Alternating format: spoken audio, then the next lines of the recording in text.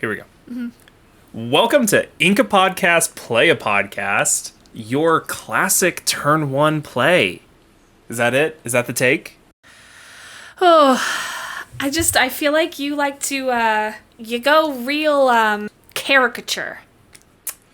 Well, okay.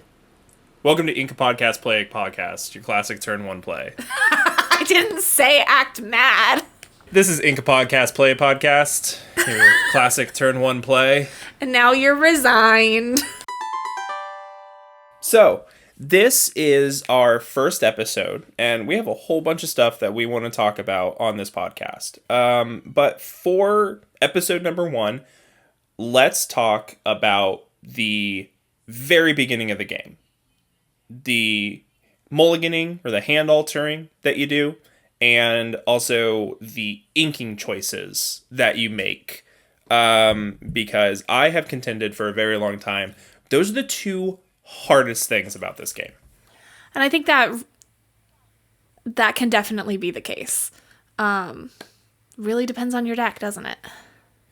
I guess that's true, but I think, everybody's aware that this game is, it's pretty simple to learn, I would say. Like, the rules of the game are not that complicated.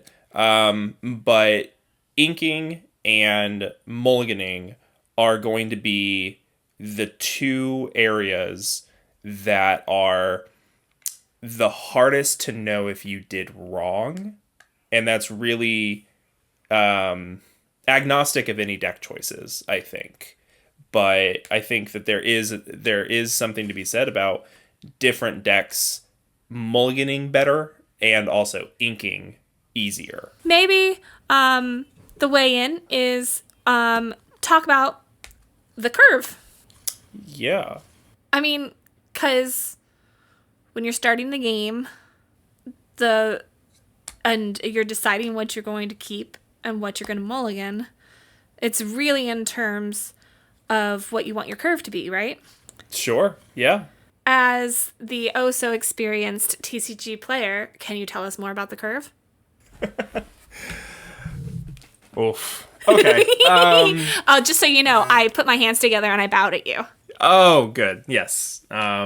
Everybody should genuflect when they see me. So, yeah. So, I mean, it's the curve, TM is a card game concept. It comes from Magic, like a lot of kind of things do, foundational things.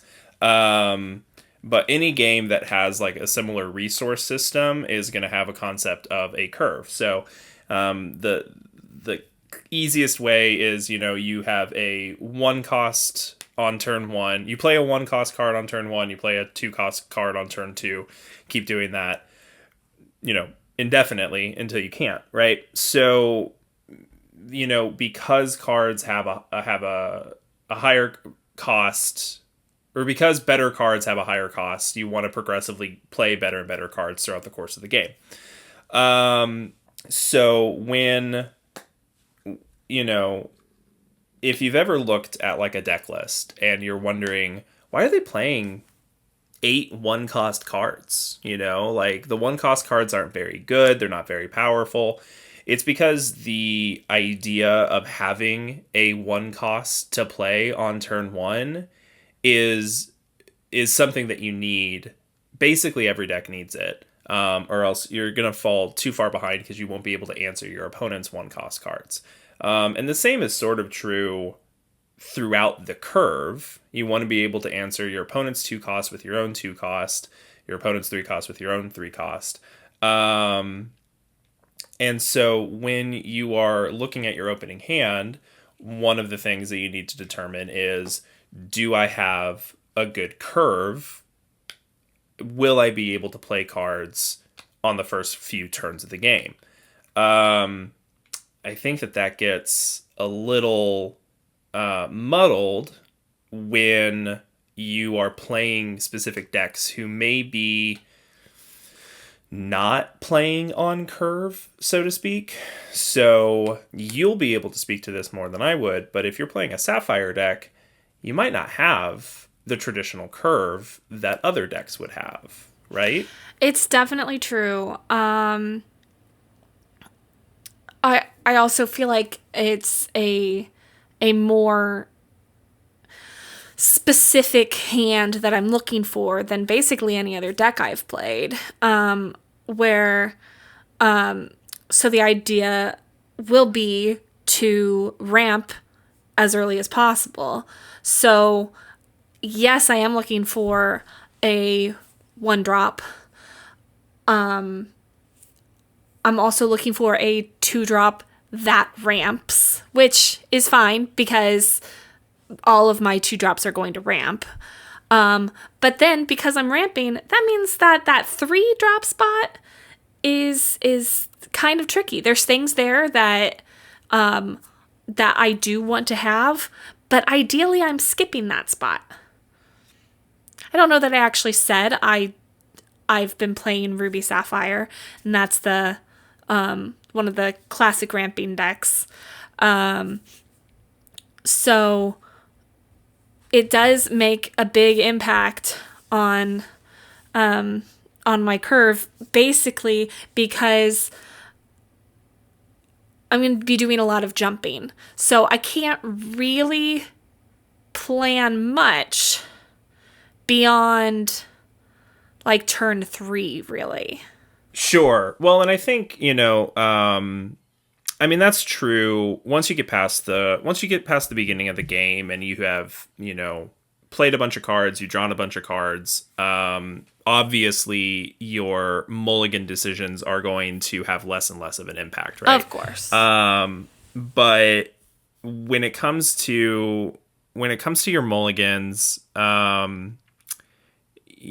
you should look at the curve of your deck. If you wanted to go back even further, that is to like the deck construction. So like a Ruby Amethyst deck is going to build their deck differently than a Ruby Sapphire deck, right? Because you were saying your game plan is to basically skip the 3-cost slot. So you don't actually prioritize having a 3-drop on turn 3 versus you prioritize having a 2-cost ramp on turn 2 so you can do your 4-cost card on turn 3. So that's still the concept of the curve, but it is accelerated and kind of molded based off of your deck choice. So, you have, if you want to think of like the mulligan decision as your first, I want to call it like a skill check, because it is the first decision that you make in the game, and it's almost invisible, the impact that it's going to have during the course of the game, right? So if you think of it as kind of a level 0, you want to look at your curve. Do you have something to do on the first few turns of the game to set you up so that you can use that momentum to power through the rest of the game? And I think your Ruby Sapphire example is perfect, because if you do what you can to manipulate what the first 3 turns of the game look like for you, Ruby Sapphire is such a consistent deck and it draws so many cards that it really does propel you into the driver's seat a lot of the time. Those mulliganing techniques and decisions really impact the rest of your game. Oh, absolutely. The number of times when I've not played something on turn 1 because I didn't get a 1-drop, and my opponent is like, "Oh, you're screwed." Yeah, I'm so sorry. Well, I'm really interested. I started tracking my like my win rate, and I have all this data from Melee. But Melee doesn't tell me everything. But I'd be really interested if there was some way that I have not the best memory, so I would have to really buckle down and remember these things. But I'm curious what the correlation between like games I have lost and games I have not been able to have a turn one play, because I think I lose a majority of those games. Yeah. And it's subtle, right? Because like I said, your one cost cards are not going to be your most powerful cards, but they should be, it's the foundation that you're building towards. In like Ruby Amethyst, or in any Amethyst list, you have one cost cards that draw a card. You have Brooms, you have Diablos, you have Chernobog's Followers. They all replace themselves, and they build a foundation for the rest of your deck. And so I think that there is a very high correlation on, if you don't play a one cost card on turn one, your chances of winning significantly decrease, even if that's not obvious at the time. Well, it might be dramatic to say, but not playing a popsicle on my turn one feels like I'm losing 3 card draws, because I'm missing. I mean, it kind of is, right? Right. I'm missing playing the popsicle, getting a card, and then even if I follow the rest of my curve and make it to Flaversham on turn 3, I don't have an item there to get my 2 extra cards. So maybe I'm not even playing Flaversham at that point, and then I'm just utterly askew.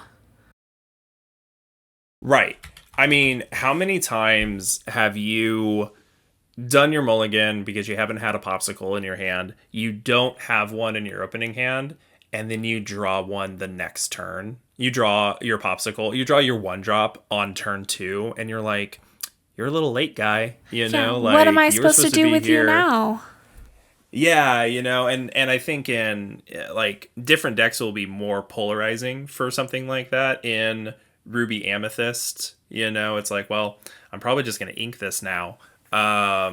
In Ruby Sapphire, you're like, well, I'm probably going to hold on to it until I can get value from this at some point. Yeah. Yeah. I mean, I do still play 3 cost items, or not items, cards. So, that might be what it ends up being, is that I do a 3 cost and the popsicle, and then play Flaversham on the next turn, but it still has totally disrupted my game. And that's because the curve has been disrupted, and it's really interesting because the concept of the curve did not originate at the start of Magic. That came about after Magic had been around for some time. But the concept of the curve is just math. It's just, what's that math called? It's like hypergermic, not hypergermic. It's I think you mean hypodermic, like the needle. Oh, sure. Because you're injecting logic, mana. Hypergeometric.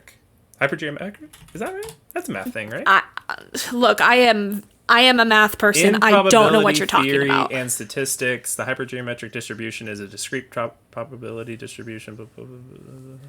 Anyway. So if we think of like mulliganing for your curve as like a level 0 mulliganing technique, you can think of I would say you'd think of level 1 as like the deck specific technique that you would use, right? So in your example, you probably would not try for a 1-2-3, you would try for a 1-2-4, as long as the 2 is very specific, right?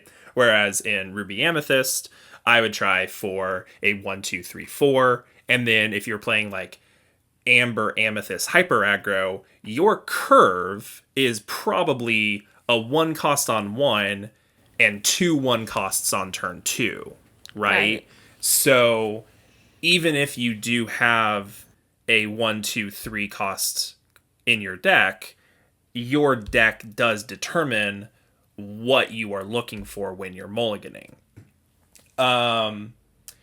If you were to go one level above that, though, and I think this is the trickiest part, because the curve and knowing your deck, that is pretty easy to grasp, even if it takes a while to master. The next level, level 2, would be mulliganing with the matchup in mind. So if level 1 was your deck specific, level 2 would be your opponent's deck specific. So what does that look like for Ruby Sapphire? Like what's your worst matchup in Ruby Sapphire? Well, I've never been great against Ruby Amethyst. But probably that or a discard deck. Sure. Yeah, so, if you think about it, you make different mulliganing decisions when you are going into a blind matchup versus when you know what the matchup is, right? So if you're in the second game and you know what your opponent is playing, you're probably prioritizing different cards in that matchup, right? Yeah. So you can think of that as, you have to take into account the previous levels below it, but you also have to take into account your opponent's deck when you're doing mulligan. I think your discard example was a really good call, because when we were doing the Bucky meta, right? I was playing Ruby Amethyst, and anytime that I went up against an Emerald Steel discard deck, I was always very, very careful about making sure that I had cards that drew me cards. And that was my mulligan strategy. If the card did not draw me a card, or if it was, too expensive to be played on time, or if it was just like, well, there's no chance that I'm getting to this card before they discard it, I shipped it back because there were better things to do. Yeah, absolutely. I'm trying to think of what I've done in those same situations. The thing is that card draw is part of what I'm there for anyway. So, I mean, the most that I maybe a little harder for Haversham than Haversham. Haversham. I just amalgamated.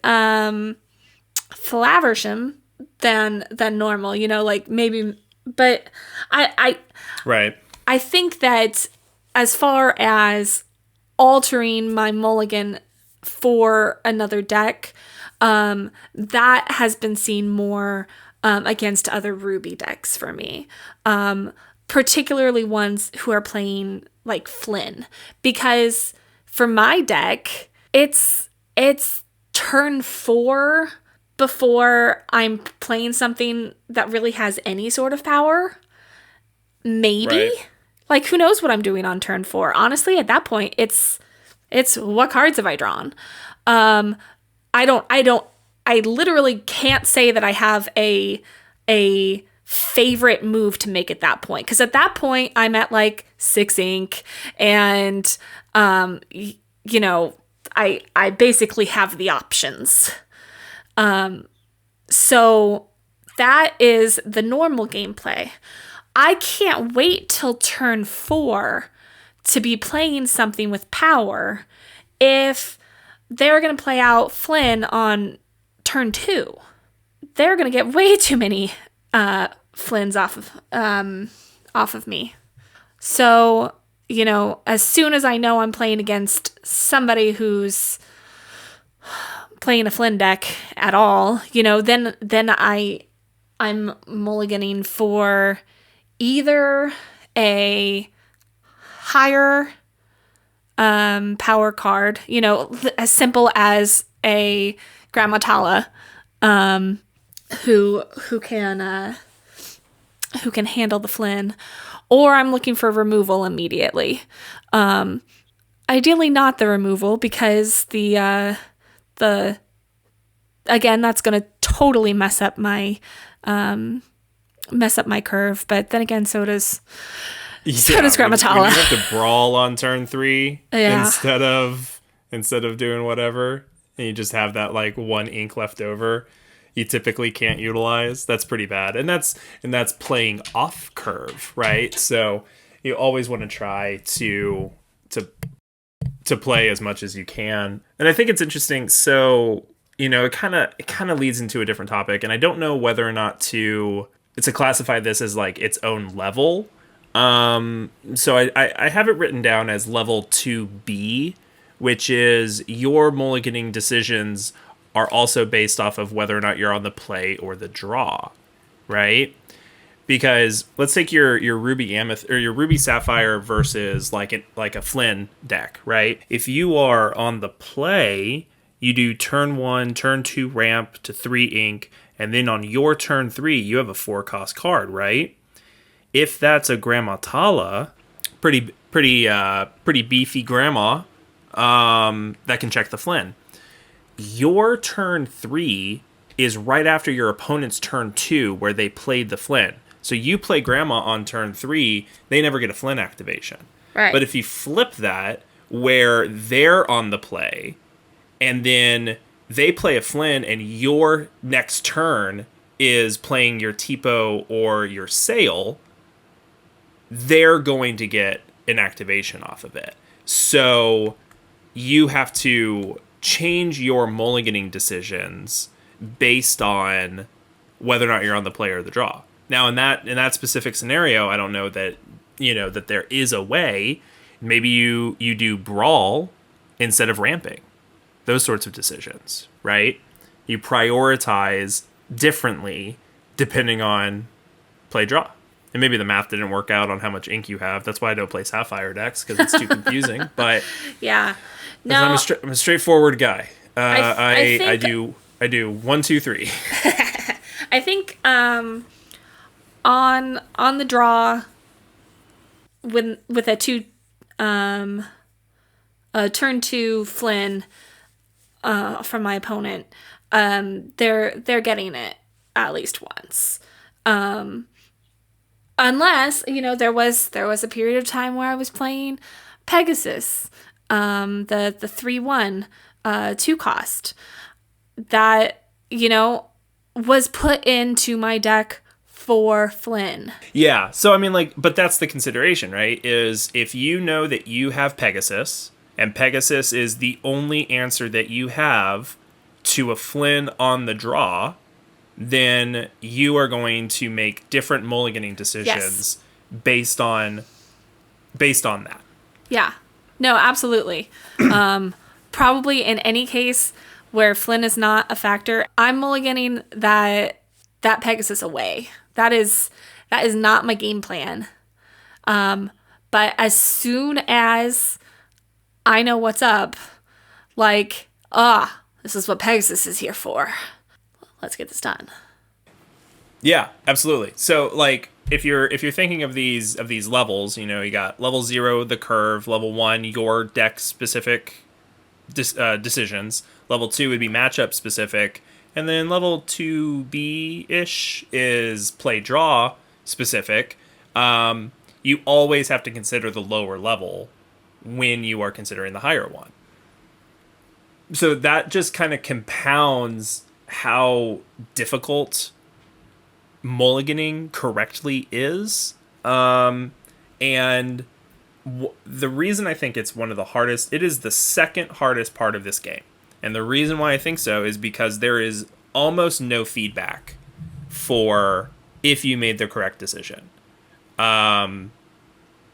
You can't, go back and say if only I had mulliganed one additional card, right? There's just no way for you to know how that would have worked out for you. And so the only way to learn is by doing it over and over and over again and just trying it.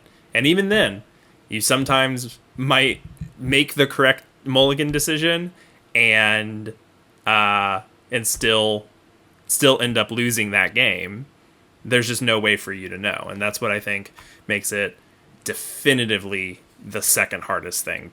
Maybe you just need a deck where you know what you have to have in your opening hand, and that's it. And if you have it, you're good. If you don't, you're screwed. That's the appeal of like an aggro deck, right? You know, if you're playing a very aggressive, I am going to quest for the win as fast as possible, you know that, you know, your opponent's position in that game is to stop you from doing that. Your position in the game is to try to beat them before they can stop you. And so, you know, if you have something like that, then these mulligan techniques kind of get collapsed a little bit, where different levels stop mattering as much. Where like in an aggro deck, your best mulligan technique is like level 0 and level 1. You think about the curve and you think about your deck specific, like what your deck needs. For an aggro deck, I don't know that you really care about the matchup, and I don't know that you really care about play draw as much, right? Because your game plan is very straightforward, and your game plan does not really change depending on the matchup and depending on whether or not you're on the play or the draw as much as other decks. My limited experience with aggro is definitely, you know, when I'm trying to reach that level 2 where I'm like, okay, I know who I'm playing against now. What am I changing? Nothing. Nothing, because this is what my deck does. The weakness of an aggro deck is that it is more inflexible, you know, to pivoting to a different role in the matchup. But the appeal of an aggro deck is that it is very good at its one singular focus. Yeah, right. And you have control decks that have to worry about kind of all of these levels, but you have the time that, you have the time in the game where if you mistakenly mulligan something, the game goes on for long enough that you may be able to compensate with, you know, good draws or good plays or, you know, a little bit of luck. You may be able to compensate back any mistakes that you made at the beginning, because the game goes on for as long as it does. I don't make mistakes. I'm just extending the game. You just want to play. Like, you just have fun playing, and so you're just like, you know what? Can we go to 30? Let's go to 30 instead. Exactly. That brings up an interesting point, which is kind of another lesson that I learned from Magic, which is this kind of classic concept of aggro versus control. And when I say aggro versus control, I don't mean the archetypes necessarily, like the deck archetypes. Because you have these different deck archetypes that you determine when you are building your deck. So Ruby Sapphire is a very definitive control deck. Ruby Amethyst is too. And then you have Amber Amethyst, which is a definitive aggro deck. But those are different contexts that I'm using right here when I say aggro versus control, because every deck is capable of being an aggro deck, and every deck is capable of being a control deck. It just depends on what role you take in the specific matchup.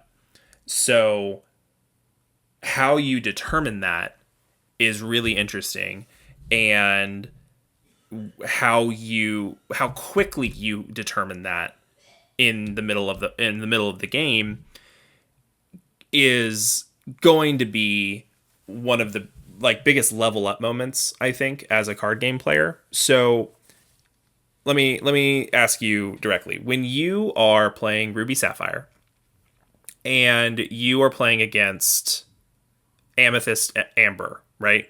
classic Amber Amethyst, playing Daisy Ducks, playing Maleficents, you know. What is your game plan against that matchup? I mean, it's always to get rid of their questers. Right. It's to stop them from doing what they're doing. Yeah. Right? So you have taken the control role in that matchup, and they have taken the aggro role in that matchup. But Sure. think about it this way. Let's say that you're playing against another Ruby Sapphire deck. What's your game plan against another Ruby Sapphire deck? I mean, I'm usually still going for the control. I like the control. Right. But I can definitely see, like, I could see a situation where, you know, that maybe it The ends up cards just don't line up, right? right. And Yeah. you know, I'm seeing the items and the maybe I'm just seeing a lot of blue and not a lot of red. Then I could totally go aggro on in Yeah. a mirror match. Yeah, absolutely. So I mean, like, think about if you had like an opening hand against the mirror, and let's say this is post mulligan, right? And it's like T-pos. It's like a bunch of T-pos, and it's a bunch of small Sisus, and it's a popsicle and a Flavership. You know, like it's a bunch of characters, and not a lot of removal, right? It's not a lot of removal. There's not a lot of controlling elements, so to speak. Sometimes you get dealt hands in a control deck that require you to take the aggro role. In every single game, there is going to be a player who takes the aggro role and who takes the control role. Now, in this game, it seems like it's mostly the person who is on the play has like the initiative to take the aggro role, if they want it, right? Just by the nature of them being able to put out a character first, to quest first, those sorts of things.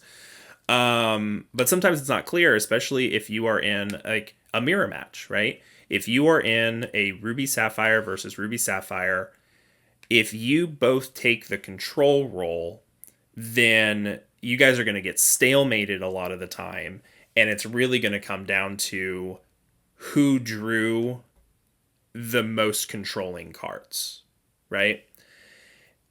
If you did not draw more controlling cards than your opponent, maybe you should have taken the aggro role and gone underneath the control deck, because that's kind of the rock, paper, scissors of aggro versus control. If you think of like an aggro mirror, whoever is on the play is obviously going to take the aggro role, and you as the aggro player on the draw either needs to determine, I bet I can out aggro him, I bet my cards are quicker than his cards, or my cards are quicker than their cards, or the aggro player on the draw needs to determine, okay, they're going to be quicker than me because they're on the play. I need to disrupt them enough so that I can take back the advantage. So even an aggro deck has the opportunity and should take the controlling role even in a mirror match. I would say that that's pretty much the only time they can take the control. Probably, yes, very true. But it's something that I think, I mean, like, I'm not the best at it, you know, but I think it's something that if you as a player aren't consciously thinking about it, I think consciously thinking about it is going to be one of the biggest level up moments as a card game player. Is you sit down and you're on turns 2 or 3 or 4, and you have to realize what position are you in? And what is your role? Are you the aggro deck or are you the control deck in this game that I am playing? And making that determination will force you to do different moves. Will force you to play different cards. But you have to make that determination. You have to understand your role in the matchup. And I think that if you do, you're going to be far more successful at this game. That, wow. Honestly, because I am very excited to do more mirror matches now. Honestly, I always kind of enjoy them because I think I'm a pretty good Ruby Sapphire player. But yeah, mirror matches, they call them mirror matches because you're playing the same deck, but they also, you could also consider them as like holding a mirror up to your own ability to play that deck. And yeah, it is humbling at times when you think you're pretty good with your main deck, and then you're like, oh wow, I lost pretty hard. I definitely should not have said that. I especially going into a tournament this weekend where surely I'll see other Ruby Sapphires. You say that, except you switched back to Ruby Sapphire for the last 2 set championships, and you were like one of 2 people who were still on Ruby Sapphire. I know. It's very interesting. Made me feel happier for switching. So interesting how that happened. I mean, it might be that people just don't want to play the same thing as me. Like, that might be the whole thing. That's what I was going to say. Well, because they know that if you're playing Ruby Sapphire, you are such a good Ruby Sapphire player that they're not going to win the mirror match. And so they need to choose a different deck in order to stand a chance. Well, and they all switched to Ruby Sapphire at the beginning of the set to try and scare me away. And I'm like, well, I just want to go try some other stuff. And so I did. And then I'm like, nah, guys, I'm coming back. And then they're like, okay, I guess we're done with it then. Oh, no. Not Amy. Not Amy on Ruby Sapphire. Oh, God, not her. No. Right. Yeah. I felt really bad because I used to have a good matchup against your Ruby Sapphire deck, and then I changed to a deck that had a really bad matchup against your Ruby Sapphire deck. And that was pretty disappointing. The result of that matchup. Yeah. Both times. 2 set champs in a row. I know. 2 set champs in a row. We ended up playing against each other. We played so many different set champs together. Never played you before when you were not on Ruby Sapphire, and I had an amazing matchup against either of the other decks that you played. And then the 2 tournaments that you switched back to Ruby Sapphire, we end up playing, and you end up knocking me out. Yeah. So rude. It was pretty cool. It's fine. I'm not bitter. Me neither. Well, I think that was pretty good. Honestly, I feel like I learned stuff. Yeah. Well, I hope so. I mean, I don't want this just to be me waxing poetic the entire time. I want this to be, I don't know, you did say holding a mirror up to yourself. I thought that was a very nice sentiment. Thank you very much. I mean, I'm definitely going to think about it the next time that I play a mirror match. I think about it every time I play a mirror match. I'm just like, what are they doing that I would not have done? Oh, I mean, yeah, I definitely do that. I'm constantly thinking about, like, as soon as there's a mirror match, it's like decisions that my opponent makes where I'm like, oh man, I'm doing that just as part of the game where I'm like, oh, I bet they're gonna quest with their whatever, and then I can do this, that, and the other thing on my turn, and then they don't, they do something completely different that we're playing the same deck, and so I feel as though I should anticipate, and I feel like I do anticipate a lot of my opponent's moves, but when they do something different, I'm like, did they do a better move than what I would have done, or did they do a worse move? You start being like, okay, wait a second, that wasn't what I thought they were going to do. What do they have in their hand? Like, what is their 3-turn chess move? Yeah, no, absolutely. And I like, that's probably one of my favorite parts of the game is deducing certain things from my opponent's actions, like it's once you get deep enough into the game, and like this is not something that this is not something that you should be able to do right off the bat. But once you get deep enough into the game, into like the competitive side, there's really only a handful of cards that are competitively viable, right? And so, and then of those handful of cards, everybody's restricted to 2 colors. And so you sit down and you see somebody, they sit down and they ink a Chernobog's Followers, or they ink a Brawl and play a Chernobog's Followers, and you're like, cool, Ruby Amethyst. And you can deduce 95% of their deck just based off of the first turn of the game. And so there's a lot of, once you played against a lot of Ruby Amethyst, most of their deck lists just by those 2 things happening on the first turn.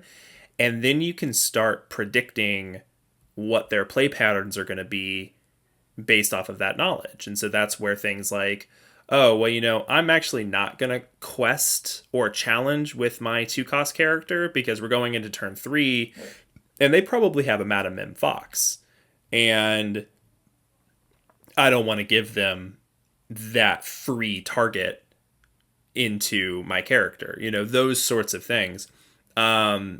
You will do that naturally over the course of just learning the game, but you can extrapolate that out even further where you're like, okay, if they do Fox on turn 3, then they're probably going to do this on turn 4. They're probably going to do this on turn 5, and you can start figuring that out. And then you like, okay, well, they only have 2 cards in hand, so the probability of them having this specific card that I'm worried about is probably pretty low.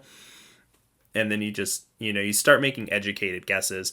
I think there was another tweet that I saw, and I'm sorry that I can't give credit, but there was a tweet that I saw that it was like, I don't know that it was about card games. I think it was about like Dota or something, but it was the best players are like players are inherently risk adverse, and so given a shot of a 50-50 chance of this is going to go really well for me or this is going to go really wrong for me, players will opt to not take that 50-50 chance and instead take like the 70-30 chance of, okay, 70% chance this goes okay for me and 30% chance this goes not great but not terrible for me. They'll take the safer route when the best players are taking that 50-50 shot every time.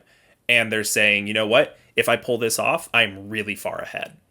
And if I don't, then, that's bad luck. I lose this game. And so I think making that determination of when to take the 50-50 shot, or even worse odds, is really, really interesting. But I think that comes with time. Yeah. Yeah. Definitely, I'm not at the point where I have everybody's decks memorized, but I do, pretty much know what's out there, and I haven't played enough decks to know how each expects to play. Right. I'm really looking forward to, I mean, that's why I was trying to play more this time than just Ruby Sapphire, and why I'll continue to probably try other decks and then resort back to Ruby Sapphire. Always come back to Ruby Sapphire. Well, and I think it's my home. Think there is, yeah, exactly, your comfort, your safety blanket. Yeah. I think there's a lot of value in playing different decks, even if you eventually come back to the one that you are most comfortable with, because everybody has a different affinity for a different play style. Some people are just not in the right headspace to be able to play an aggro deck. Some people are not in the right headspace to be able to play a control deck. It is very, very deeply personal to you as a player, to you as a person, what type of deck you are going to be best with. But with that said, there is a lot of value in playing the other meta decks, not just playing against them, but playing them yourself so that you can get in the shoes of your opponents and say, okay, what's important to me in this matchup? If I am playing Amber Steel Song against Ruby Amethyst when I'm normally the Ruby Amethyst player, what's important to the Amber Steel Song player? What am I not wanting to see on the other side? Yep. What is very difficult for me to overcome? Because then once you go back to your main deck, you'll have that knowledge, that earned knowledge of how to play your main deck. And I think that's what we want to try with this series. We're going to do these podcasts. We're going to do, these kind of random topics about kind of evergreen things that span different card games, not necessarily specific to Lorcana, but they span different card games. They're lessons learned from our predecessors, right? Lorcana is still a pretty new card game, but there are still lessons to be learned from the card games that came before us. And what we really want is this podcast to be useful to not only veterans of different card games, but also to newcomers. Hello, Amy. Hello. And also maybe people who played card games before, but took a break and are joining Lorcana and want to get caught up on kind of what's happening with this game. Those are the sorts of things that we want to talk about on the podcast. And then we also are going to be doing matchup videos. We're going to be doing playtest videos where we smash two different meta decks against each other and talk through our thought process. And we are going to be learning alongside of you. I am so excited for that. Yeah. I think that's your favorite part, right? My favorite part is the talking. I just love talking about Lorcana. No, the talking's awesome, but I'm really looking forward to playing basically everything and really becoming familiar with it all. There's nothing better than playing it. I think playing against it doesn't do the same as playing with it. No, it really doesn't. And so, we're going to be learning alongside all of you. And we are, we're competitive card game players at this point. We went to 2 of the DLCs last year. And we plan on going to more in the second season. So we want to get better as much as anybody else does. And we want to use this as a way to, share what knowledge we have, what our experiences are. And coming from competitive Magic, I want to be able to share the lessons that I've learned from that game that cross over to this one. But I'm not the best player. You're not the best player. We have a lot to learn.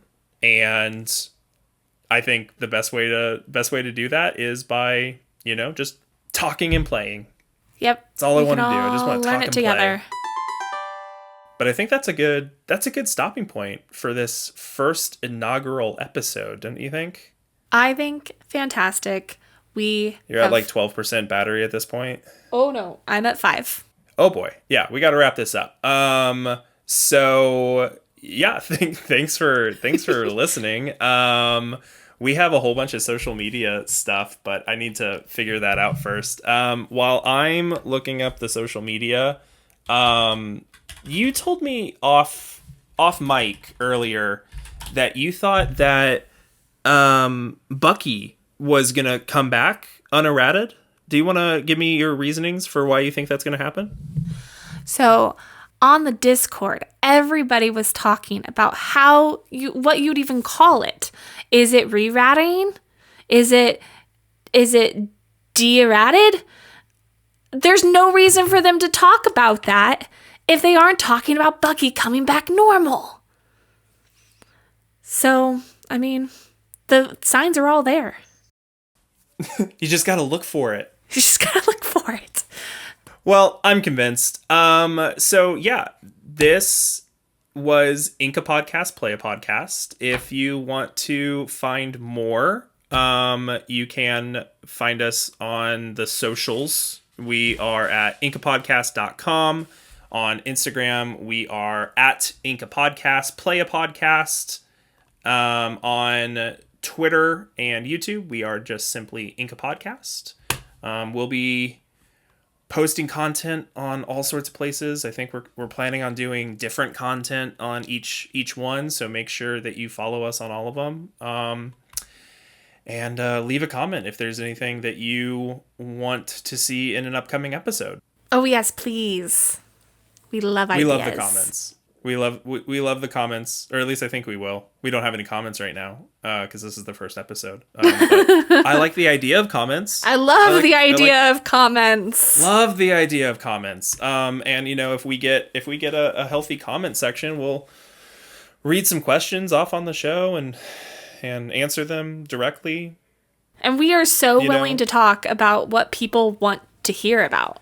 Yes. We like I said, we have a bunch of different topics that we want to talk about, but you know, we're going to need more if we're just going to continue this indefinitely. Anyway, that's our show. Thank you so much. Thank you. That was good. Yeah, that was fun. Yeah.